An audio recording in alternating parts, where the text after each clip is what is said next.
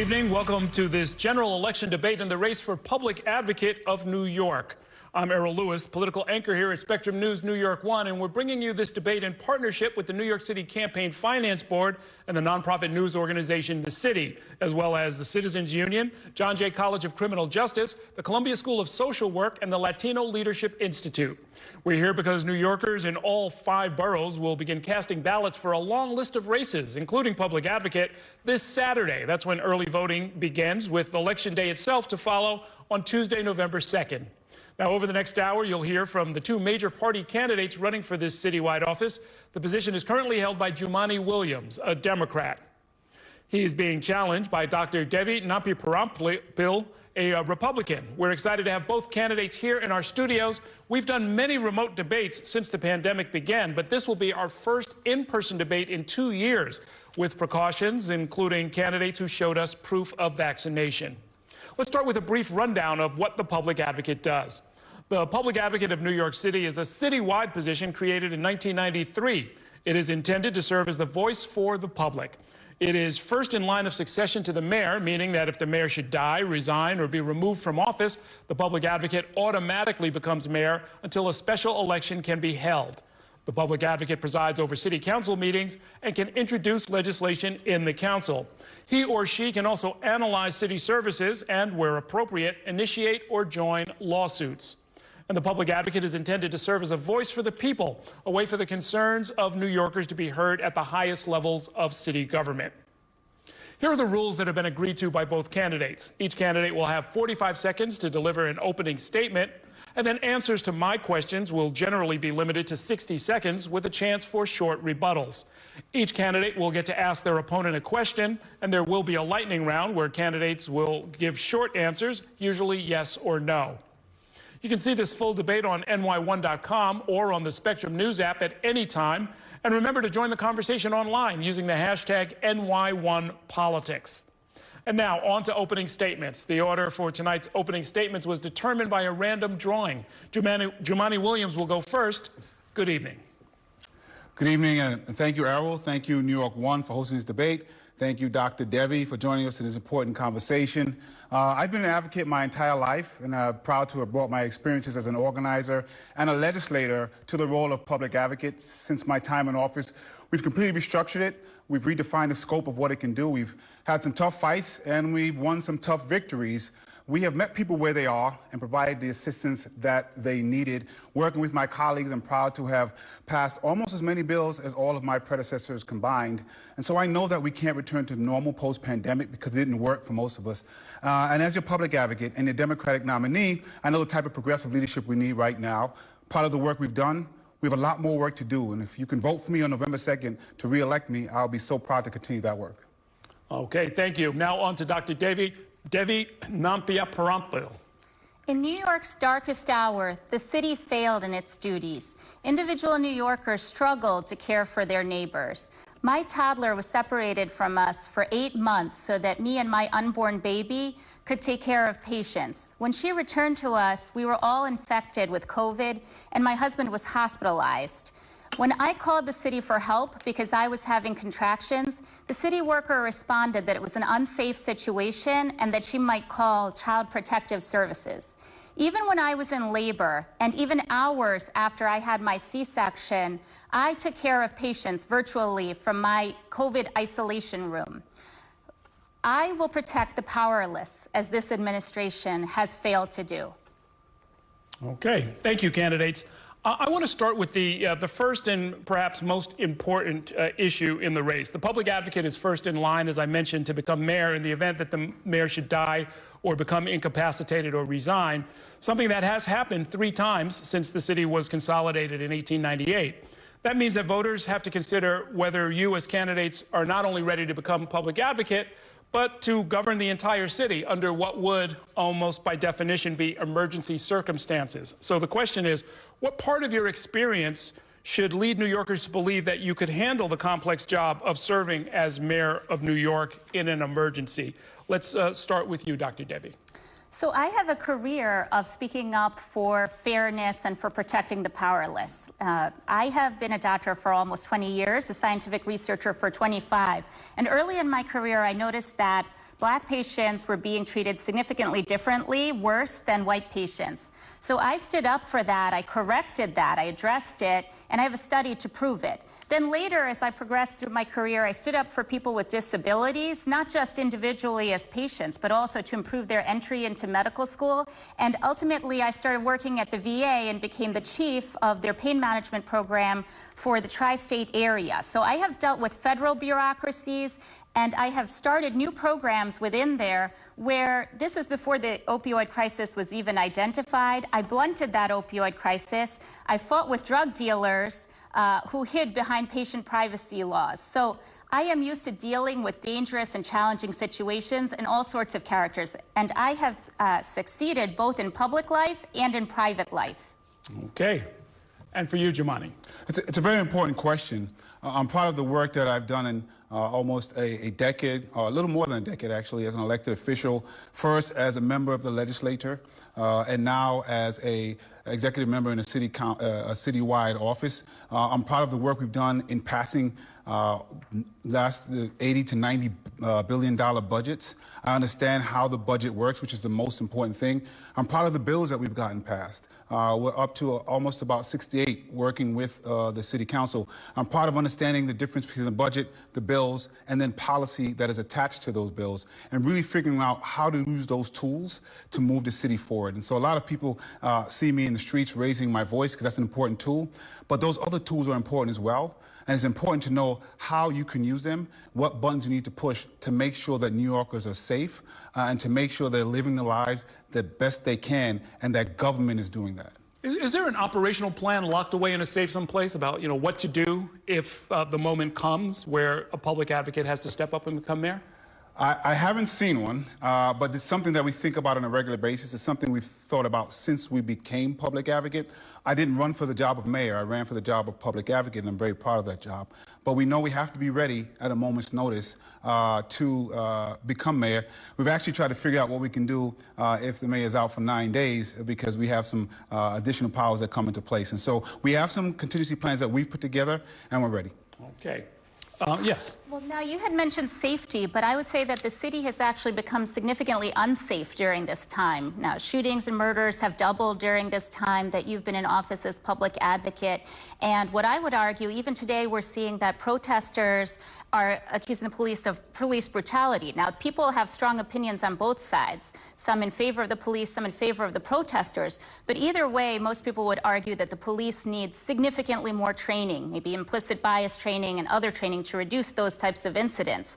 But you have argued, you've championed a movement for defunding the police, which would actually decrease the training, decrease the resources they have for clerical support to expedite cases, expedite processing. We'll have a longer period to talk about that, but you can give a quick response if you like. Sure. One, I don't think we should force New Yorkers to choose sides. What I think we should do is have a better understanding of what public safety is, what police's role is in that, and what everyone else's role is.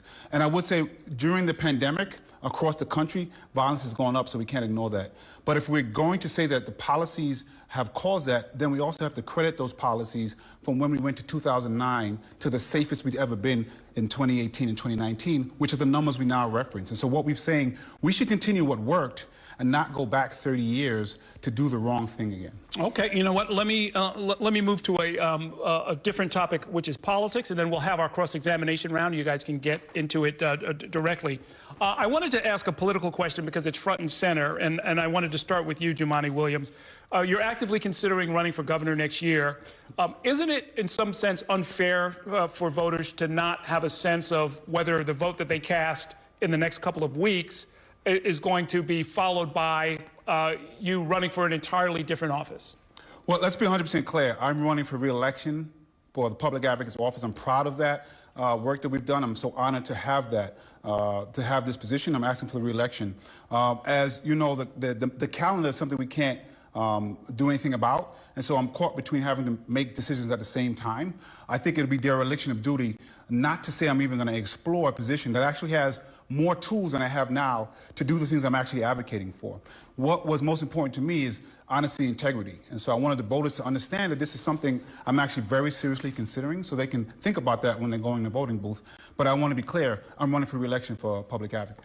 This is not about the calendar, it's about focus on the public advocate position and on New Yorkers. So The New Yorkers deserve someone who is focused on crime, the economy, the issues that are specific to New York City. If you're running for governor, there's also the fact that you would be distracted campaigning for governor. And then the cost to the taxpayers. I mean, there's the cost of the voter guide itself, which is millions of dollars in postage, the cost of matching funds, which you received $1 million in matching funds, which is that being used to campaign for New York City residents, or is that being used for this governor's race? But either way, if we have another election a year from now, because the governor's race is in 2022, that will cost New Yorkers also millions of dollars. Now, how many mouths would that feed? How many homeless people would that take care of? How many medallions would that buy for these taxi drivers?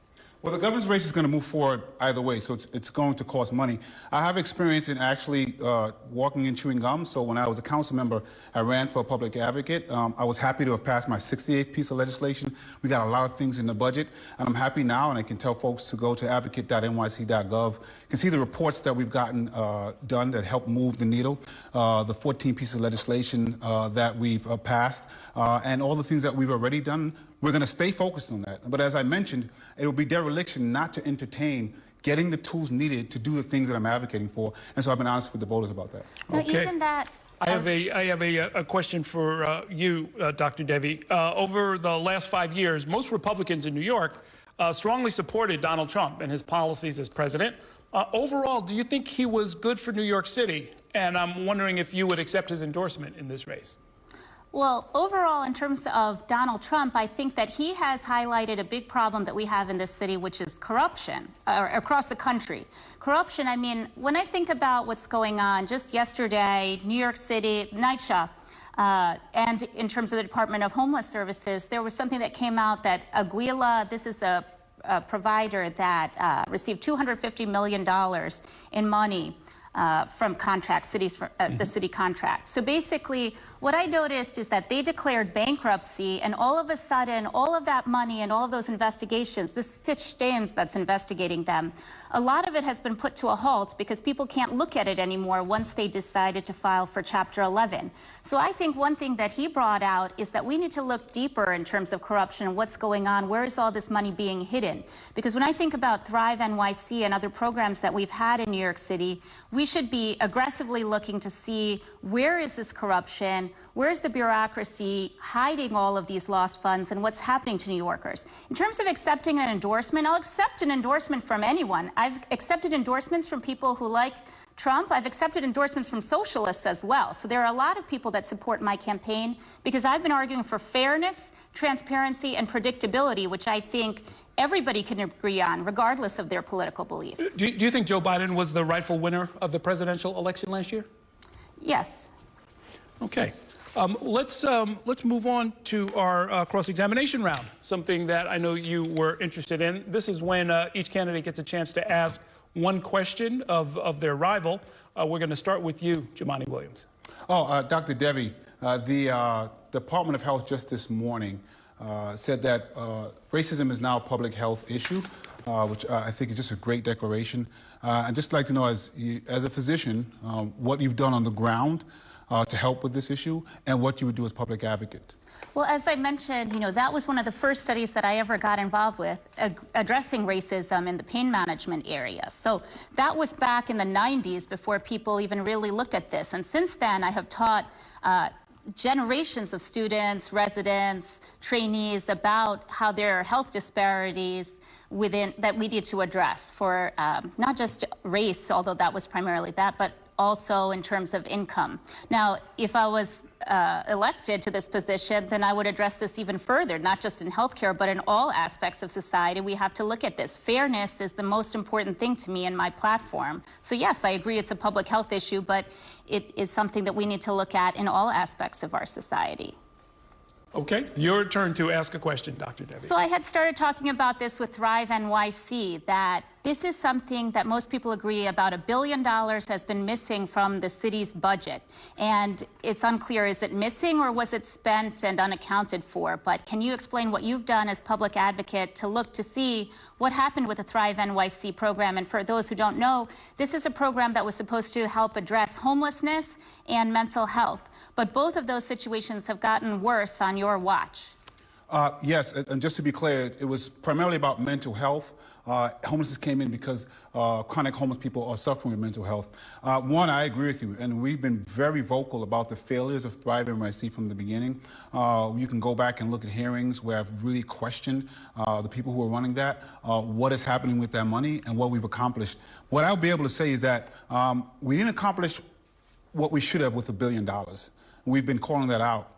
The one thing that we were able to do is elevate the conversation about mental health, which I think is good, but it definitely wasn't worth $1 billion. So we put out our own report, and you can check that on advocate.nyc.gov on mental health, how the city should be responding. Thankfully, they are starting to take some of the things that we put in there, but there's such a long way to go. And I agree with you. I'm not happy about Thrive NYC. I'm definitely not happy about the $1 billion. I've been saying that all throughout, and I'll continue to say that. And we're going to continue to push this if the voters elect me for another term.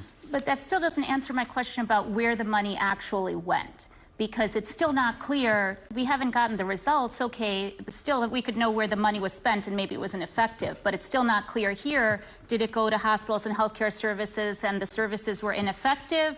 Did it go to medications for patients? Did it go to some type of housing for them so that they could be in wards where they could get the care that they needed? It's really not clear where did the money go. I agree 100%. And so we've asked a lot of those questions. It's been rebranded a few times, and each time you rebrand, there's additional questions that's not getting answered. One of the things that we want to get as the public advocate is subpoena power. So when we get the information that we ask for, we do put it on the website. We do put out reports like in the mental health report that I just referenced. It's difficult to get all of the answers without a subpoena power, without going to court. So we are fighting to get a subpoena power now, but we're going to continue to use all the tools that we have. And 100% we are in agreement on the failures of Thrive NYC and that $1 billion. Okay, candidates. It is time for our lightning round, one of two. Each candidate will answer my questions with a brief response, usually yes or no.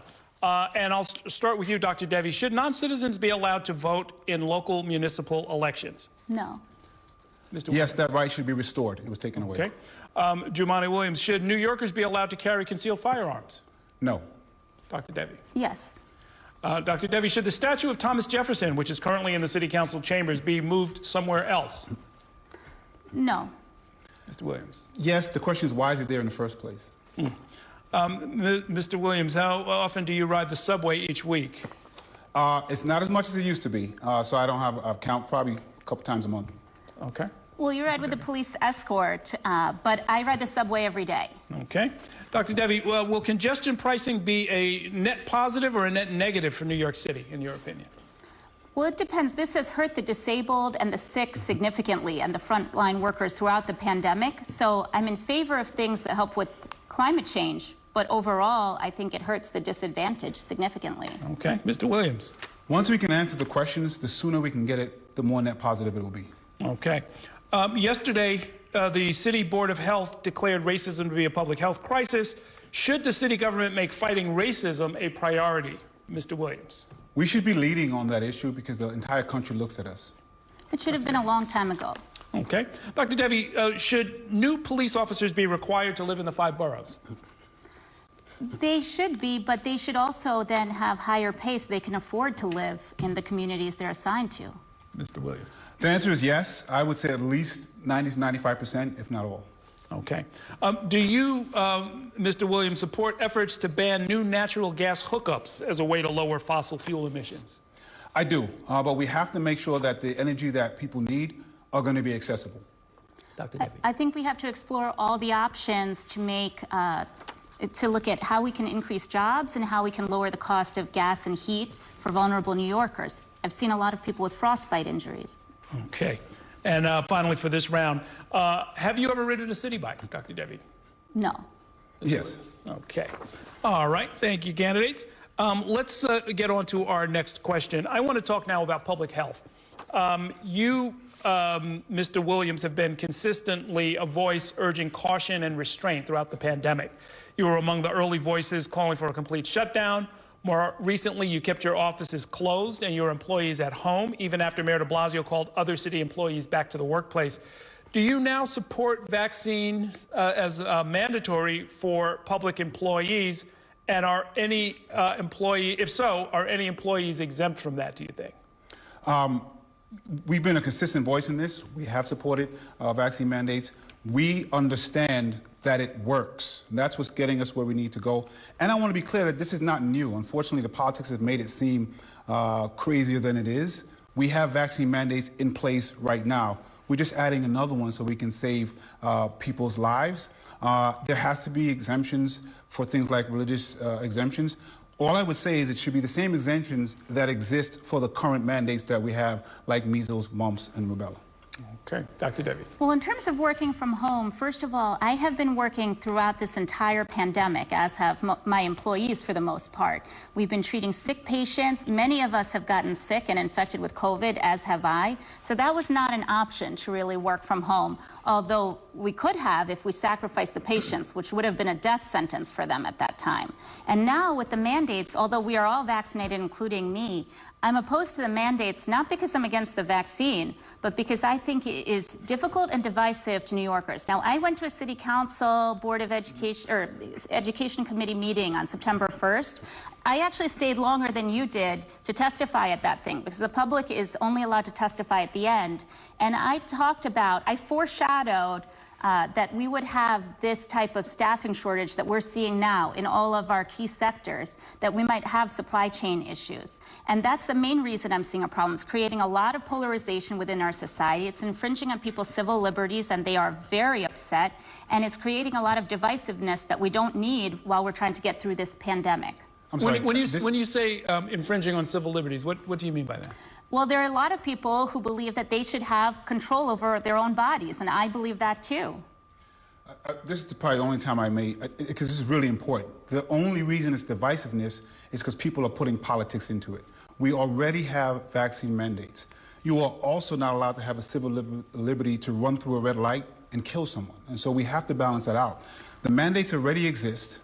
We have to use them. And we have to making it politically divisive because people's civil liberties also should prevent them from being killed from other people. Well, so you brought up two things. So first, in terms of mandates, so we have vaccines, which I'm in support of vaccines. I'm a physician that's always supported. I've actually done segments, national news segments, encouraging people to get vaccines. But we've had other vaccines with a lot more track record in terms of looking at the data. But you also mentioned people running red lights. So actually, that brings up another point that I think is very important. We have a very high number of hit and runs in this city, which actually I wanted to ask you about as well. And I wondered, why is that? And I've noticed that, at least talking to police officers, they have mentioned that part of it is because our penalties are so low that if we have a lot of drunk drivers going around on the streets, they're actually favored to run the red lights, leave accidents, and do all of this type of stuff rather than stay and face drunk driving charges. So what have you done to look at the penalties for some of these crimes to see, you know, are we actually catching people who are committing dangerous crimes, or are they better off committing other crimes with lesser penalties? I'm not sure where we got to, but I just want to be clear that by your example, we're saying that people don't have the right to do certain things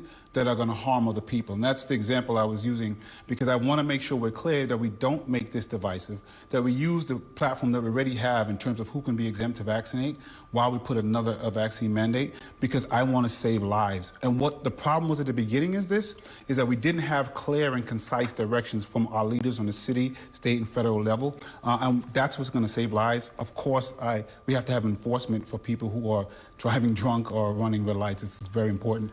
And I've supported increased enforcement on those issues. No, well, actually, so with that, the hit and runs, we haven't investigated that properly. So that's another thing. The penalty for that is too low. Well, let's stay on public health right now. Okay, but then with the vaccines, let me just add, saving lives, the number of cases had gone down in terms of deaths and hospitalizations had gone down significantly. That wasn't even being published anymore. So people were talking about the number of cases in terms of the Delta strain without looking at the sensitivity of the test. We had a much better test at that point. We weren't looking at the infectivity in terms of how contagious it is, which is much more different than how dangerous and deadly it was per given case. So the survival rate had already improved at that point. So the time that the mandate was enacted here was a time when New York was already doing much better. So the mandate wasn't as necessary as it might have been a year ago. And in terms of making the vaccine available, I myself offered my office and my employees and everybody else as a place that we could give people vaccines at the start of this pandemic. But let's just say that the city turned us down. This is at a time where everybody was struggling to get the vaccine. The city turned us down after we had to struggle for a week to get onto the website to even volunteer. I'm glad There that are we agree the mandate could have been done earlier and would have saved more lives. I'm glad we agree on that. The only thing I will say is that it started to come down because more people got vaccinated, because we started having more concise messages. And the mandate, based on the mandates we already occur, helped with that messaging. I didn't say I was in favor of a mandate earlier. I said a mandate might make sense if the cases were much, much worse, which was at the beginning of the pandemic. Agreed. But when things were significantly better, that's not the time also to then do Dr. this. Devi, please, help me understand this. If you're saying that a mandate might have worked earlier on, but that it's not necessary at this point, is that where you? No, I'm just saying that if people, if you're going to look at things in terms of, you know, that argument that you made, that the deaths are rising and you're trying to save lives, if you're going to use something like that, then you should look at a situation where the death rate is extremely high and people are dropping like flies, and for some reason people are not getting vaccines. But a situation where things are happening and improving, and the administration is holding outdoor concerts and telling people they must return to work in person, and ending telemedicine visits, and sending all this messaging that things are over, the pandemic is over, people must come back, then why would you at that time say that you must have a mandate because things are so bad? You're sending two separate, completely distinct messages at the same time. Okay, so let's bring that home. If you succeed and you raise your hand and are sworn in on January 1st, what will you then bring to the conversation? What do you think the city should do? I would end the mandate for many reasons. I think that we should talk to people. I'm not against the vaccine, so let me make that clear. I'm not against the vaccine, but I think that you should try to talk to people and convince them to do something. That's the role of government, you know. We make things available for people, and as a doctor and a scientist, I think that we should talk to people and give them their risks, benefits, and alternatives to begin with, and then let them make the decisions about what they want to do. Now, there is public health. I mean, think about all these other situations where we have to consider the public, right? But in terms of our studies and everything else going on, we have to look at, well, with the vaccine, are you protecting yourself? Are you protecting the public? And really make that data and that analysis clear. And right now, a lot of people have lost confidence because we have a lot of back and forth with the FDA. But I mean, so I want to move on. But is this different from you know, what young parents like you have to go through with, you know, measles, rubella, smallpox, and so forth? Or do you favor having like a long conversation to try and persuade people about that? Or is this different from all of the other vaccines? This is different from the others. Why is that? Because I think those have had a 20-year track record before the vaccine became mandatory. So you have 20 years of data versus this one where you have a new vaccine and people are more skeptical. So if people were not skeptical, I think there's a difference. But when you have so many people that are so upset and you already have a loss of confidence and a loss of trust in the government, forcing people to do something, it creates a lot of animosity. So then even aside from the mandate, when you want to get other things done, you have a problem. Even now we have people who've quit their jobs, and our city is having a problem addressing all these critical issues. It's having a problem in terms of the schools. Kids with disabilities cannot get the care they need. No, I got People cannot get home health aids. I got it. And just for the record, you'd have been comfortable if we had a different policy here and we'd like sort of let whoever felt like coming into the studio tonight be here? Well, we have a vaccine mandate here. You either get vaccinated or you don't come in. Yes. I mean, to me, if somebody's not vaccinated, that would be okay. I would have come to the studio for this debate, yes. Okay. Let's move on to the topic of Rikers Island. Yesterday, we learned of a 14th person who died this year while in the custody of the Department of Correction on Rikers Island. The fate of the island will undoubtedly be a major issue over the next 4 years. Do you support the current plan as it stands now, which is to close the jail complex and replace it with new or rebuilt facilities elsewhere in the city, close to the borough courthouses, with the exception of Staten Island? Mr. Williams, let's start with you. Having visited that island and saw what I saw, the difference between even May when it was bad and September when it was literally a humanitarian crisis that I don't think someone could understand until they saw it. Even our Republican council members saw it, thought we were talking hyperbolically, and realized that we weren't. So we have to get that island closed. There are one or two borough-based jails that I think we may want to look at, but as a whole, we have to close it. And we have to change how we look at the criminal justice system. And what's happening on Rikers is dangerous for everyone involved, for people on both sides of those bars, the people who are housed there and the people who work there, including our correction officers, who have been sounding the alarm for a very long time, who are primarily black and brown, who are primarily women. Both sides of those bars come from the same communities, and I feel like if they didn't, we wouldn't be in this situation. Right, so based on where we are now with the plan that the next administration is going to inherit, do you support the current plan with or without amendments, or do you have something else in mind? I think we have to go forward with the plan. There might be some things that we can look at, but this is a hard thing to hash out. I don't know that this city should go through hashing out again. I think we've got to a place, we should look at a couple things, but we have to move forward. Okay, Dr. Devi. Well, Rikers is a disaster. I've tried to visit there as a member of the public, as a member of the press. I went there yesterday to try to drive there, but I was turned away at the bridge. And I have people from law enforcement volunteering on my campaign, related to the corrections officers, related to the prisoners volunteering on my campaign. I have a parolee who just was released from Rikers also volunteering on my campaign. The reason they're all with me is because they understand that this happened on your administration's watch, on your watch. And so how do you create such a lose-lose-lose situation with this mismanagement that basically the staffing was too low and also mismanaged and misassigned, which there too, again, with proper management of the IT, which you have the resources through COPIC, that commission that you are actually the head of, but that you haven't commissioned in 3 years, that you actually could figure out what's going on there and maybe correct the management, but that, you know, the corrections officers are upset getting raped, assaulted, the prisoners have the same thing to undergo, the medical staff have left, so people who come to me, they also are in recovery services, addicts, people who are struggling with substance abuse, they cannot get the treatment that they need, and they're suffering as well. But more than that, these people, the prisoners and the parolees, they have families, they have loved ones that they want to keep safe, and they don't think that what you have done, going back to the earlier topic, in terms of crime and guns and violence, the entire public is at risk. So even if they are in prison, or even if they have just been released from prison, they would rather support me because they think that this administration has created such a dangerous and disastrous situation in this city.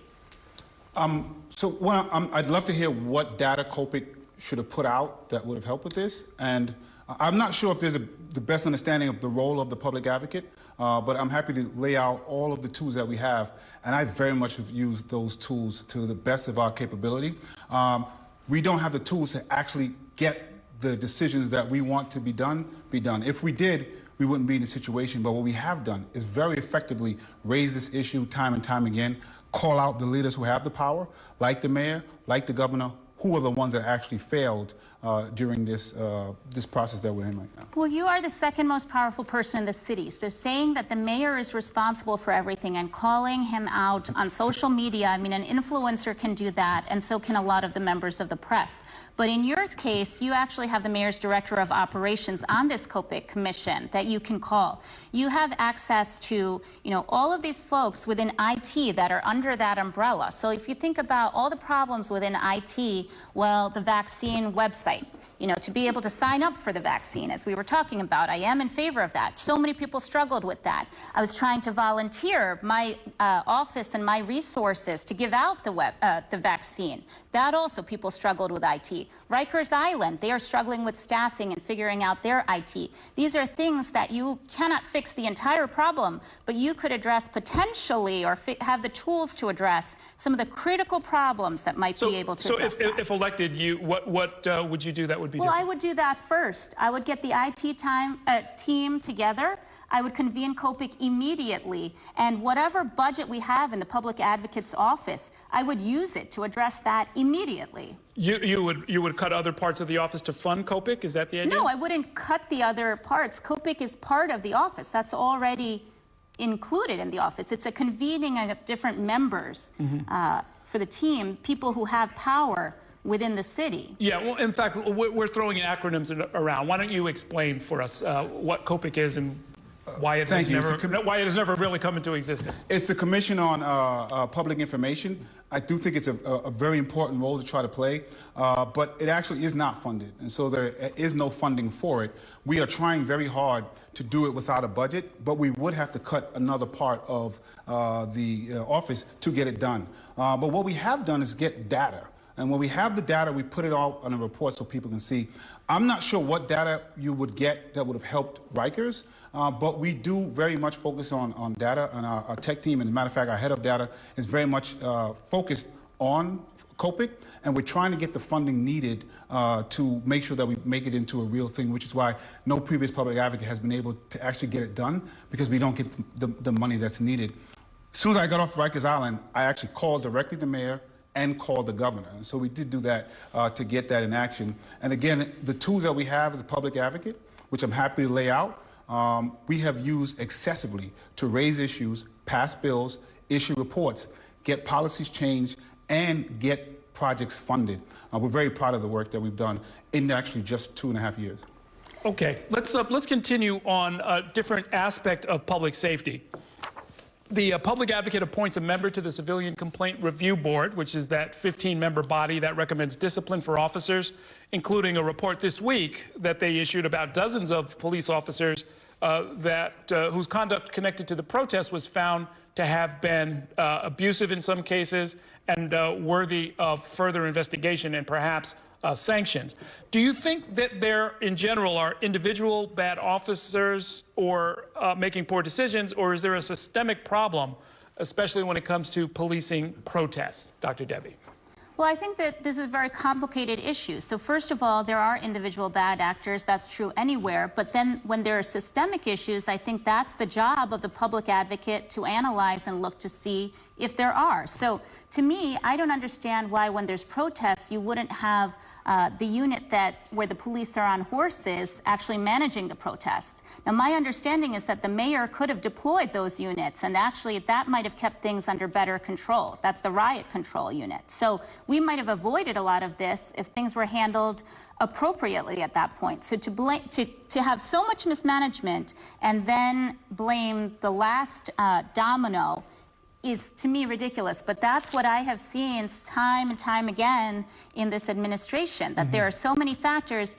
Even when I think of other incidences, let's say that situation where that repeat offender had attacked that elderly Asian woman on the street, people blame the doorman that didn't come to help her, but they didn't look at all the reasons. Why is this person out on the street in the first place? What were all the laws that were put into place to lead to this incident, or all the defunding and bail reform and everything else that led to this incident happening? Instead, they punished this doorman who was a bystander at that point. So I think the same thing should be looked at in terms of these incidents here. Of course, they have to be addressed, but we have to look at the whole picture. Okay.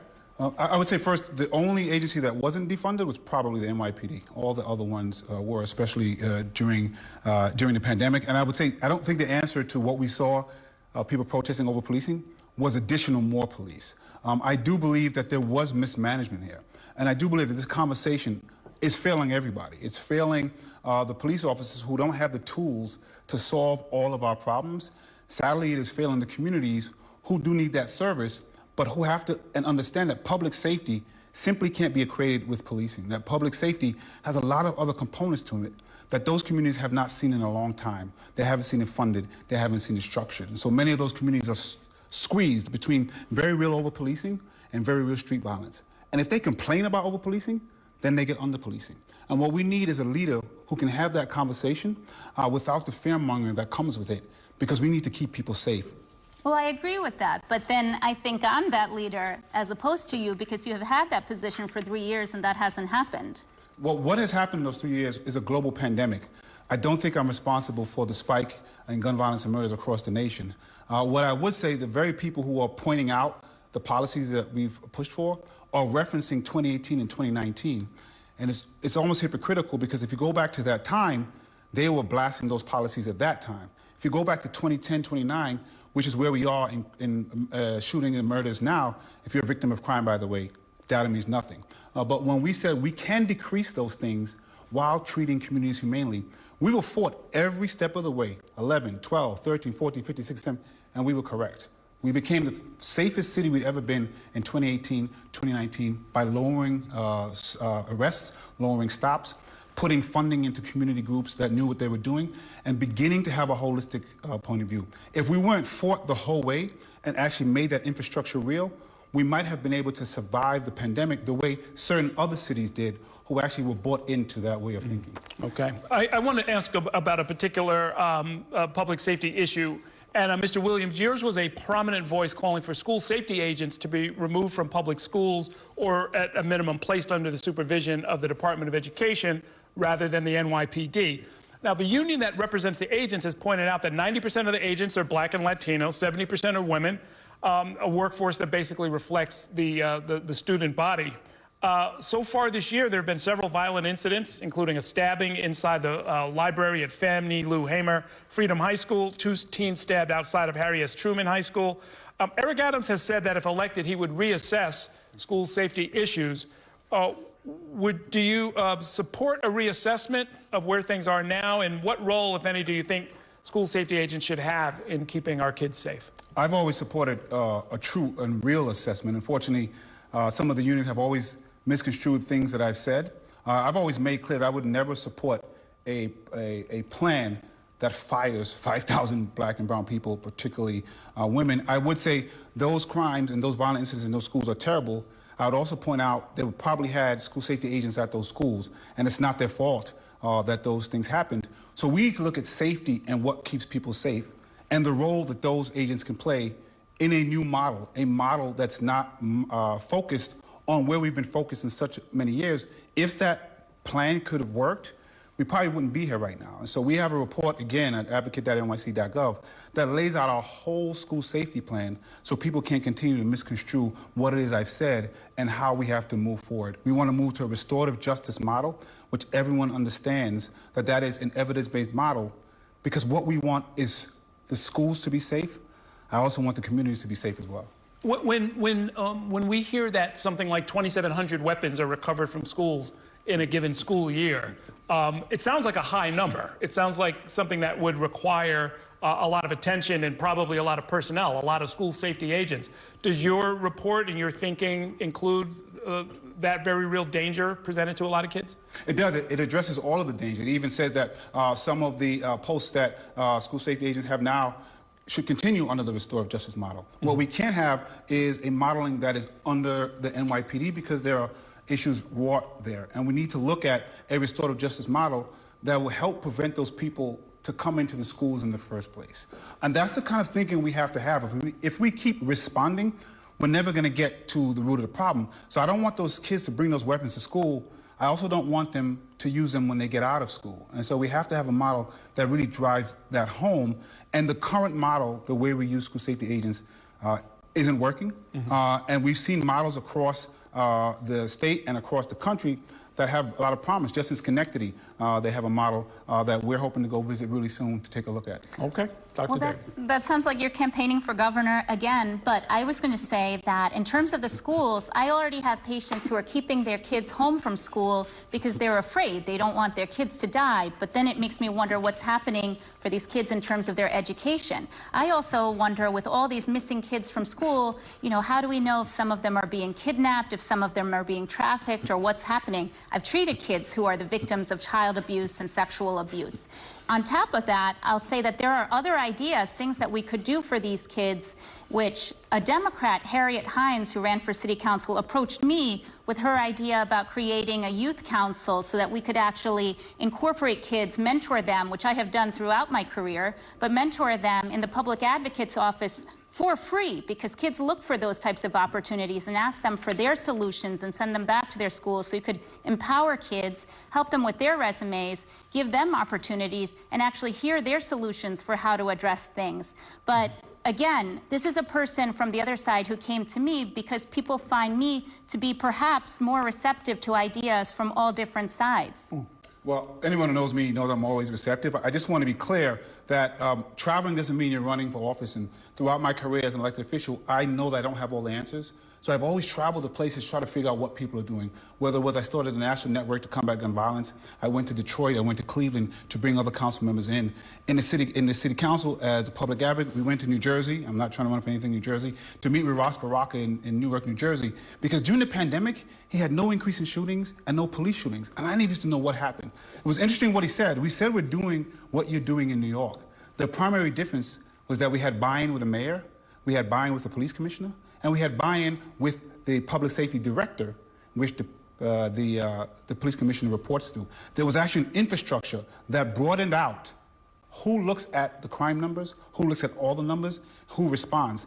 That's what we have to do as leadership, is move around and see what's working and see what's not. And I think it's done a great service. It's how we helped get the city to where we were in 2018 and 2019. And we have to continue to do that because, as you pointed out rightfully, gun violence is up. And we need our communities to be safe. Okay, let's move on, candidates. It's time now for our second lightning round. I'm going to ask you a couple of questions. Each candidate will respond briefly, usually with yes or no. Dr. Devi, do you consider placard abuse a big problem? Yes. Mr. Williams? Yes. Which social media platform is your favorite? Facebook, Instagram, TikTok, Twitter, which one? I have not started using TikTok yet, but all the rest are very important. Okay. Facebook. Facebook. The current mayor is a Red Sox fan. Do you support the Yankees, the Mets, or another team, Dr. Devi? I don't. I'm like a mom, so all equal. Okay. You know, I'm a basketball fan, so Knicks, I bleed blue and orange, and I was born in Brooklyn. The Mets are my team. Yes, thank you. That is the correct answer, of course. Jumaane Williams, would New York have been better off if the Amazon development in Long Island City had gone through? Not as it was proposed. Dr. Devi. I think we should have had a discussion about the jobs that could have been proposed. I think we also need to look more carefully at Amazon creating all these robotic jobs where people don't pay payroll tax. So if we did something to incentivize companies like that to hire people rather than robots, we might have a lot more jobs here. That was a long answer. I just want to say Sorry. I actually would love to use those incentives to some of the small businesses that already exist right here, because I think they'd be happy to have them as well and build the same jobs. Okay. Dr. Devi, what previous public advocate or other elected official do you consider a model for you? Tish James. I actually think about my heroes when I was young, and I'm sorry, this is the real answer, whether it was Spider-Man, X-Men, Martin Luther King, Malcolm X. Those were people that stood up for folks who had no voice, and that's what I always think about in the work that I do. Okay. All right, well, since that was a longer answer, then I'll say Mariska Hargitay from SVU. Okay. The actress or the character? The character. Okay, well, good. both, actually. I've seen the actress, too. I thought Fair she was enough. impressive, too. For both of you, when was the last time you ate at a restaurant, and was it indoors or outdoors? Mr. Williams. It was outdoors. It was, we had some Japanese sushi. Dr. Devi. I don't remember, but I was at the deli just earlier today, There so you go. Corner Deli. Have you been to a movie or concert this year, Dr. Devi, and what was it? I can't recall, but I don't think so. I've been too focused on the campaign and treating patients. Okay. I went to all the outdoor hip-hop concerts that the mayor had, and I had to relent, masked up fully, make sure everyone was vaccinated, but my wife loves James Bond, and I had to make an exception to go see the James Bond movie. Yes. It was a bit of a disappointment, wasn't it? We'll talk about that another time. Should the outdoor dining sheds be made permanent? I think that's not a yes or no answer, but I do believe we have to do everything we can to help our restaurants, and we have to understand we have a finite space, and we have to have that conversation. The way it's asked, the momentum is, unless somebody does something, they're going to be permanent. Yeah. They need to be there for now, but we have to have a conversation. We can't leave these restaurants in limbo. We need something predictable with that street space so that the restaurants, the bikers, the pedestrians, the cars, they have something that they can plan for instead of always having chaos back and forth in between. Okay, you may have a short answer for this, but it's a big question. With major budget deficits looming, what agency do you think should be examined as a possible place to make cuts, Dr. Devi? To make cuts, it's more about the mismanagement, so I think we should look at all the different agencies and see. Pick one. Fine, Department of Transportation. There you go. Just having worked on the budget, there's just a lot of spaces, and a lot of them have to do with some massive contracts that occur in different places. Unfortunately, DOE is one of them, but they do need money. But we have to look at a lot of the item budgets that are really large and dig into it. Of course, there's been conversations about the NYPD, but the real conversation is who needs the funding, who hasn't gotten it, who has gotten the majority of the funding. What's an agency that requires a little more scrutiny, do you think? Well, I think, so I always say, like, the NYPD has access to unlimited overtime. They may need it, but something like the Department of Health and Mental Hygiene does not. Why is that? What if they did have overtime to deal with some of the mentally ill folks who were in the street? Okay, it's a lot of lightning, but I get it. Let's talk education. The end of a term announcement by Mayor de Blasio that he wants the Department of Education to phase out the Gifted and Talented program has further fueled an emotional debate. That also includes the conversation about specialized high schools. Supporters say that gifted and talented programs, especially among elementary school kids, helps to promote segregation. Supporters of the mayor's policy. Critics say that some students need enhanced learning, and they want somebody to advocate on their behalf. Choices have to be made. The public advocate will be in this conversation. So should the next mayor keep the G&T program, do away with it, or make some alterations? Let's start with you, Dr. Debbie. So if we had a life-saving medication and only 1% of people had access to it, we would do everything we could to make it more accessible to everybody. We wouldn't destroy it so that nobody could have it. So that's how I see the Gifted and Talented program and the specialized high schools, that this is something that gives kids from low-income neighborhoods a chance, opportunities that they wouldn't otherwise have. We should be doing everything possible to expand that, but this is how this current administration, which the incumbent is part of, views things, that it removes these opportunities from kids rather than giving kids more. And we need to do more in terms of non-traditional education, to do more for kids with disabilities, people who have special needs as well, and try to help all children achieve their potential. You know, having come through the G&T program, having come through specialized high school, I remember vividly what I had access to and other students didn't. And that was a problem for me even back then. What's most important, I think, is people understanding the damage of telling a 4-year-old that they're gifted and talented and telling another that they're not. And so we need to have leadership that will have this conversation and have people understand that doing away with the system the way it is does not mean that students who need and should have accelerated learning won't have it. What it will be is the process in which they get that accelerated learning that they should have. Right now, the process that exists, which unfortunately was made worse by a prior administration, doesn't allow for that, and it actually is hyper-segregated.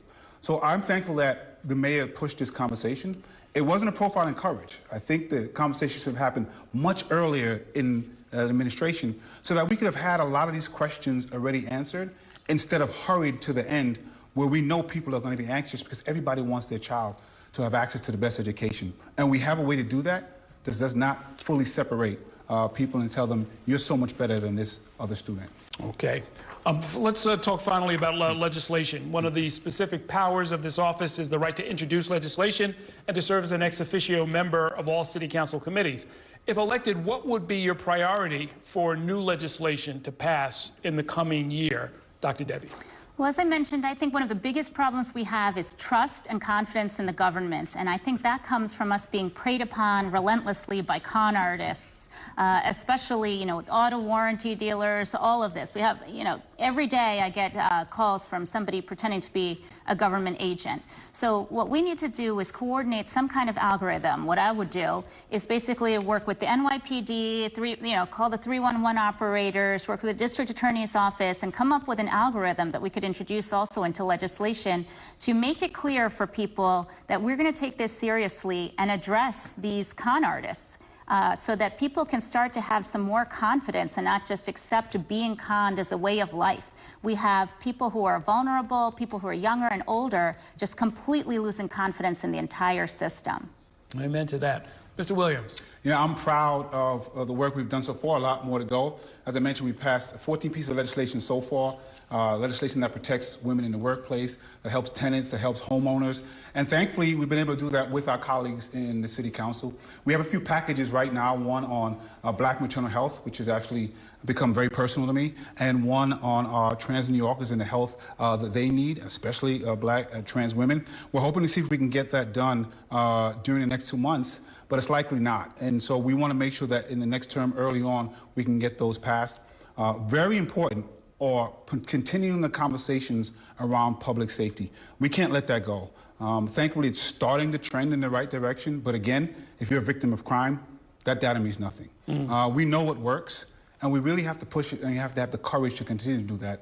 And we need somebody in the public advocate's office that can do that. And I'm hoping if I can get the vote of New Yorkers another time to get reelected, to do that as their public advocate. You know, for both of you, I mean, to the extent that the public advocate is intended to be a check on the mayor and to a certain extent the city council, what kind of relationship do you have with Eric Adams and Curtis Lewa, and what's an area where you would foresee needing to maybe differ with them, hold them accountable, or otherwise steer their intended priorities? Mr. Williams.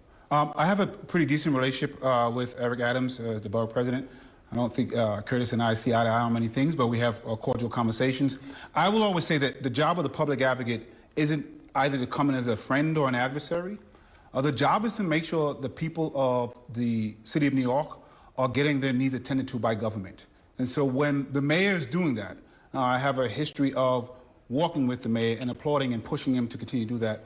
I also have a history of when that's not happening, being very vocal about it and pushing the mayor to do the right thing. And we have some tough fights and we have some tough victories on that. And we've used all the tools in the toolbox, from being in the street to passing legislation to get that done. And I foresee, if I get the honor of being public advocate again, doing that the next administration. Okay, Dr. Devi, same question. What are you hearing from the mayoral candidates that makes you think, when I'm public advocate, I may have to go a couple of rounds with them? Well, I don't know Eric Adams, but Curtis Lewa, you know, I have a good relationship with him. I would say, same as Jumaane, that it's really more to me about the data and the analysis. So it's not, to me, so much what they're saying, but what the data would show. And as public advocate, you have access to a lot of that data. What I've noticed, though, as a serious problem, especially when I looked at NYCHA and HPD documents, is that there's a lot of information that's just completely redacted. So there's no way to really tell. There's no transparency in that system. So the first thing I would do is fight that, to be able to see what are the alternatives. We saw that in a lot of the rezoning documents for the East River project that's going on in Soho and NoHo. So the first thing I would do, which I testified against, by the way, but I would look at that and then use that to convince either candidate of my position and work with them and try to bring them to my side. Okay. I think that brings us to the end of our time. That is going to do it for this debate. I want to thank both candidates for joining us tonight. And if you missed any part of this, you can watch it in its entirety on the Spectrum News app or at ny1.com. You can also find our other debates there. Tune in later this week. I'll be holding and hosting debates for City Council District 32 in Queens and for City Controller. And of course, please remember to vote. Early voting begins this Saturday, and Election Day is coming up on Tuesday, November 2nd. Thanks so much for watching, and have a great evening.